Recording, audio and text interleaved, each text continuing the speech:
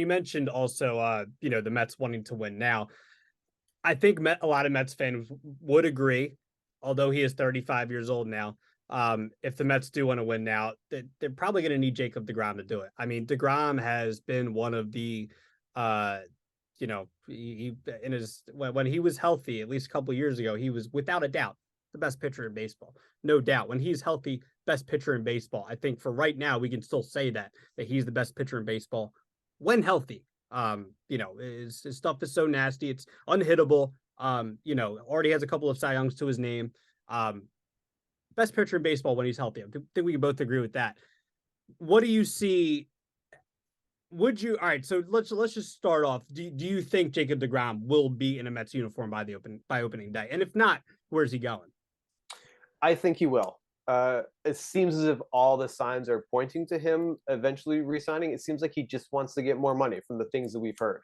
There are a few different things that we've seen over the last few months and even the last few weeks that have kind of suggested that, where obviously deGrom said back in March that he was going to opt out. And then he said again in August when he came back from his injury that he was still going to opt out. In the end of season press conference, Billy Epler said that they've had a continuous line of communication about his status throughout the year. It's not like they just started talking about it once they're eliminated. They had to sit down that night after the Mets got eliminated, and and the relationship is apparently positive. Both sides know what they want, or both sides know how they feel with each other and things like that.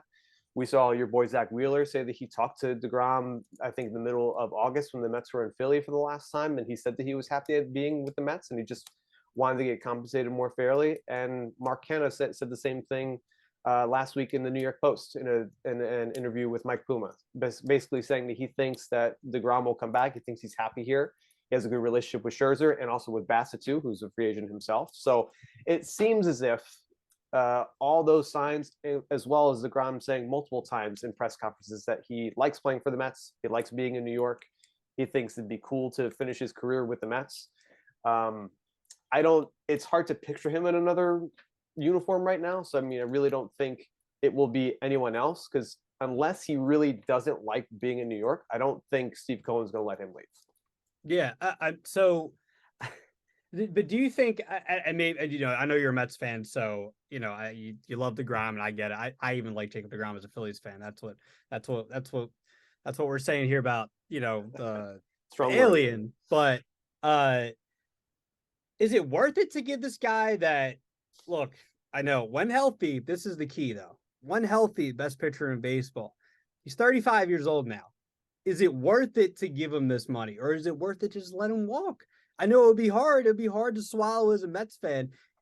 Is there any thought in your mind where it's like, if he does go somewhere else, would it just be worth it in the long run? Maybe in the short term, people are upset, but is it worth it in the long run maybe to just let deGrom walk? Yeah, I mean, I agree with you. I've had those same thoughts too. It's kind of like how the Cardinals just let Pujols walk and sign with the Angels. Like, people were probably really upset about it. But then he went on and got paid a bunch of money and didn't do nearly the amount of things that he did when he was during his first stint with the Cardinals.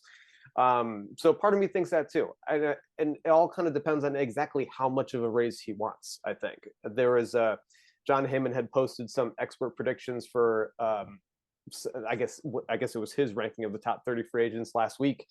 And the outside expert that he used for the prediction was 3 years for, I think, $125 million for deGrom, which is steep, but it's exactly what they just gave Scherzer last year, who's, I think, at least 2 or 3 years older than deGrom is. So as long as if that's kind of like around what they're looking for, I mean, he was going to make $30 million if he didn't opt out of his contract for next year. So you got to think he wants to be around at least $35-40 million per year. If it's up to 3 years, again, that's that win now window. Okay, sure, I'd be okay with that. If it's beyond that, I'd still be sad if he went elsewhere, but I wouldn't be too sad about the fact that the Mets didn't pony up the money for it. I feel like they definitely want him back, but there's probably some kind of limit that they have to set for themselves, because as much money as Steve Cohen has, he can't just go out and pay for everybody. I mean, he could, but he won't, because that's not necessarily how you go about building a sustainable contender for years and years. So, I mean, there's going to be some kind of limit at some point in time, and we don't exactly know what that limit is with deGrom yet. All right. So what if deGrom left and he went to the other New York team, the Yankees. But what if you guys ended up signing Aaron Judge? Would you be okay with that? Yes. I'd be okay with that. I mean, from what we've seen with reports and stuff, it seems as if those two switching teams is unlikely. Obviously, with deGrom, if he goes and signs with the Yankees, if he doesn't sign with the Mets, like it means he doesn't want to be in New York. So why would he go to the Yankees? Right. And then with Judge, I mean, we saw there was a couple of reports that surfaced last week that the Mets would not be putting themselves into a bidding war with the Yankees for Judge. Things could change. Who knows? But I mean, I would certainly be okay with that. They could use a little extra thump in their offense. Pete could use some help. So that would be fun. But I mean, from what we've seen, it doesn't seem like it's going to happen. And it was always going to be a long shot anyways. But it's not easy to see. It's not hard to see how perfect of a fit he would be for this Mets offense, though. Yeah. And speaking on the offense, somebody else that is a free agent is Brandon Nimmo. Having thump in the offense. Look, Brandon Nimmo's, I think, one of the more underrated players. I'm saying this. I gotta stop saying this. Saying this as a Phillies fan, but Brandon Nimmo. By the way, I hate the way he runs to first after he walks. I just want to say that endears him to the entire fan base, man. Oh, the Mets like that? Mets fans like that? People think it's hilarious. I think it's stupid. I think I want to run out there and just like give him a clothesline him. You know what I mean? Well, I doubt you're the only Phillies fan that thinks that. Right now, all Philly fans hate that. Yeah. But in all seriousness, like, I think I was looking at his numbers earlier this morning. Like, I think he's posted an OPS plus above 125 or 130 like every season for like the last like 5 or 6 seasons. I could be wrong on that, but in general, he's been to me one of the more underrated players or hitters in baseball. How important is it for the Mets to, possibly re-sign Brandon Nimmo? It depends on what the priorities are. One of the things, the only real knock with Nimmo coming into this past year was just the fact that he hasn't been able to put together a full year of games and plate appearances since his breakout in 2018, I believe. Mm-hmm. And he was able to do that this year. Shocking, in his contract year. It's the perfect time to be able to do that. We've seen since the Mets have been eliminated, it's been pretty consistent with the fact that Diaz and Nimmo are their two top offseason priorities regarding internal free agents. Obviously, we could see that with Diaz already coming to an agreement for a new deal. One would imagine that the Mets are going to be using their exclusive negotiating window over these next couple of days to talk with, I would imagine, deGrom and Nimmo. I just don't see it happening with Nimmo, though, so quickly. A lot of Mets Twitter is hoping that it happens real fast with Nimmo, too. But he's a Scott Boras client. He's really the only primary center fielder. I'm not including Aaron Judge because he's not really a primary center fielder. But he's the only elite above average center fielder on the open market right now. And he's a Scott Boras client. And, there are a lot of teams that could use another center fielder that can get on base, be a top of the order bat and things like that. There's going to be a bidding war for him. And I think that whomever ends up signing him is going to have to overpay a little bit, getting maybe even, I think, a palatable contract for Mets fans would be 5 for 125 or 130 or something like that. But I think, referencing that article from Heyman the other day, that expert pegged him for 7 and 143 or 145 or something like that. So, I mean, Nimmo is great, but he's also going to be 30, 7-year contract. We've seen that with guys like, Jacoby Ellsbury, another former Scott Boras client, and it didn't go well. So, we'll see what happens. Something that could be interesting, and I think is telling for the Mets at least, is that there are some rumors that they're thinking about making a run at Trea Turner, which would be super nice. Nope. Well, I want Trea Turner. Nope, you're not taking away Trea. I just tweeted earlier today. I said I need Trea Turner in Phillies uniform opening day. Nope, stopping you right there. I don't know, man. I mean, he likes playing at Citi Field. There's video evidence somewhere on. He likes playing with Bryce Harper. I mean. That's true too. I mean, that's true. So it's be a fun little rivalry for the offseason. A little fun. Yeah. But still, I mean, someone using him as the example, he fits exactly with what the Mets would want. He's another top of the order bat, very versatile offensively and defensively. He could play second, he could play short, he could play center field. So if the Mets are actually serious about that, and we'll see how things go with Nimmo. Obviously, he'd be a lot cheaper than Turner would be, but Right. maybe they're already trying to hedge their bets about potentially losing Nimmo to the open market and whatever the bidding war will end up being, because there will be no shortage of teams that would be interested in employing him, I'm sure, especially big market contenders. Yeah. So let's talk free agency around Major League Baseball. You mentioned Trey Turner, who will be in a Phillies uniform by opening day. So we can slate him off the table. Okay, Uh, fine. I can't wait till what he's looking like in the Phillies offense. Oh, it's gonna be beautiful. Aaron Judge, where do you think? Obviously, we have to talk about Aaron Judge. Where do you think he ends up by opening day? I think I think he's just going to stay with the Yankees I do too. after all this like posturing and stuff. I mean, I'm sure the Giants are going to do whatever they can, and we saw those reports about what the Dodgers are thinking about doing with moving Mookie Betts to second base to make room for him and stuff like that, because they got a lot of money coming off the books in Turner as well. So it'll be such an intriguing thing to watch and storylines to unfold, depending on how long it's going to go.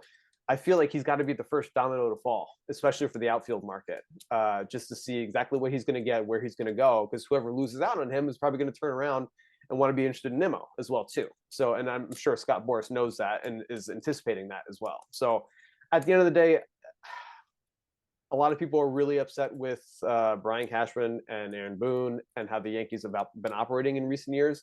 But they've shown, especially with their pursuit of Cole, that when they need someone or they want someone specifically, they go out and get it done.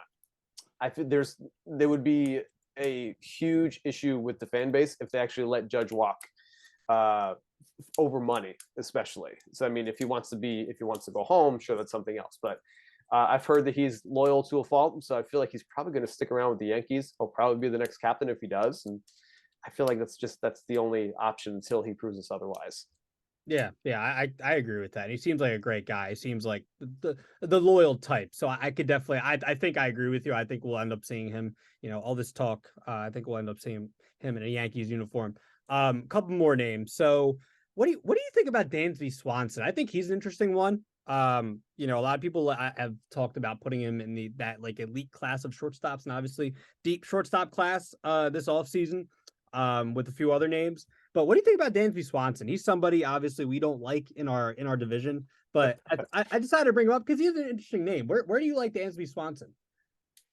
Yeah, I mean, he's certainly interesting. He had a really good year. He's been a good player for a while with the Yeah, Braves. It's been annoying to watch for sure from very an cool. opposing team's perspective. But um, I'd be kind of surprised if the Braves let him go. I mean, obviously they try and lock up everyone they can for the rest of the millennium at this point. So it's kind of shocking that he was the one guy that they didn't lock up. But I think like someone like, I don't know, the Cubs could be interesting.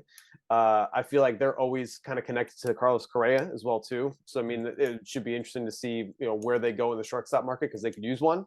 Um, but when you think about some of the teams that are kind of starting to shuffle shortstops, the Twins say they want to go back in on Correa as well too and kind of commit more long term to him.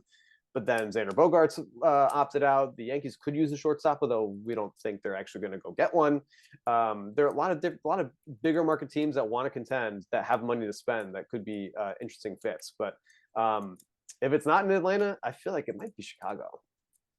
Yeah, interesting. Or Philadelphia. I wouldn't mind him in Philadelphia too. All Reform these with him guys against sound them. like Yeah. Yeah, all these guys sound like good Phillies. One more name I want to throw out to. Interesting one. Look, probably the best pitcher of this generation. Not probably, he is. Clayton Kershaw. He's 35 years old. Um, Interesting because either he's probably staying a Dodger or he's going home to Texas. What do you like there? You like the former or the latter? I think the former. I think at this point, I mean, he's still incredibly productive when he's on the field, and I feel like the Dodgers know how to handle him to make sure that he's as fresh as possible when they go on their yearly run into October, which it's done every year since 2013. So I feel like at this rate, I mean, if he was going to go home to Texas, he would have done it already. So I feel like he's got to stay in Los Angeles. There's no way you could see him putting on anything other than Dodger Blue at this point. No, I totally agree with that. So before we go, let's talk about you got a new job, man. You're doing your thing. You're all like I said, you're one of the best baseball experts I know. One of my favorite baseball writers as well. Love reading your stuff. Um, and you're now at Elite Sports NY. Tell us about your new role there. What are you doing? What's going on there? Well, Elite Sports New York is a website just dedicated to all the big New York City sports. So we cover the Yankees and Mets, Jets and Giants, which has been a lot more fun this year than in years past. Yeah. Also Knicks and Nets, and we touch on a little bit of hockey as well too. So we try and touch on all different aspects of New York sports. So not only just what happens on the field or the court or the ice, but also what happens in a locker room, out, just like culture wise as well too. What fans are talking about, what fans are wondering about, and things like that. So I do a little bit of everything, but my focus is more on the baseball side of things and more specifically on the Mets as well too. So it's been a lot of fun to have my full-time job be just watching baseball, watching the Mets, seeing something cool happen, and putting it on the website, and that being my job. So it's been a lot of fun.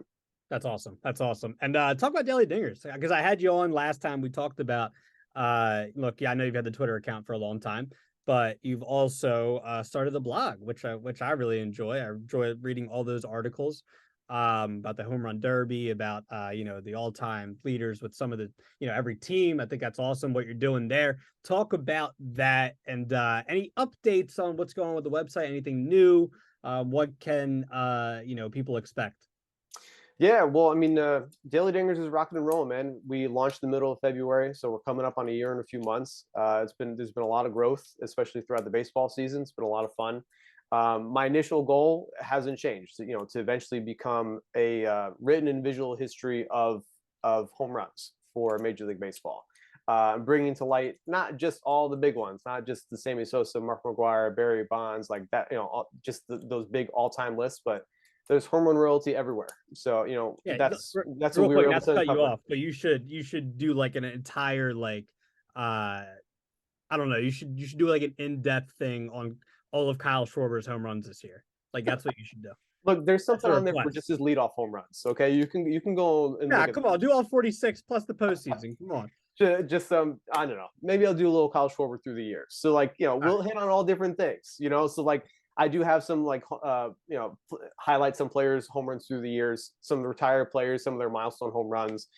We have like Aaron Judge home runs through the years, Mike Trout, Shohei Ohtani, Pete Alonso, all those kinds of things. So try and hit home run history in all different kinds of aspects, and not only just bringing some context to the stats or pointing out some interesting trends, also bringing some YouTube videos into it as well too, to kind of bring both the statistical heavy part and then also just like the feeling and nostalgia of watching those home runs happen.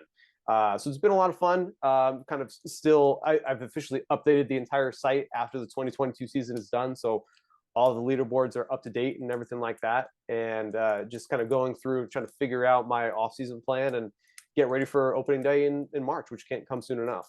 Yeah, Kyle Schwarber right at the top of those leaderboards, baby. I love it. Right at the top of those 2022 leaderboards, about 13 behind, or what was it, 16 behind Aaron Judge? That's insane. Yes, yeah, That's something like that. just insane. That's just nuts. So Matt, tell us where they can find you on Twitter, where they can find all your work, all that good stuff. You can find all my work at elitesportsny.com. Find me on Twitter at mmusico8. And if you do like watching home runs every day, especially since there's no baseball happening right now, or no Major League Baseball happening right now at least, you can go over to MLB Daily Dingers. Cool. Matt, appreciate your time as always. Until next time. Yeah, thanks, man. Appreciate it.